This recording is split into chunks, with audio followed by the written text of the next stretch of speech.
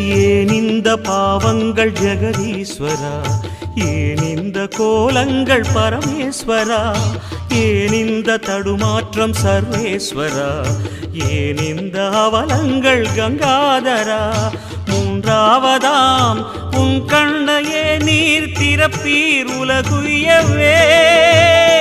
ஆதி அறியாமலே வாழ்ந்து வரும் வாழ்விலே ஆசைகளின் ஆட்டமே பாரு.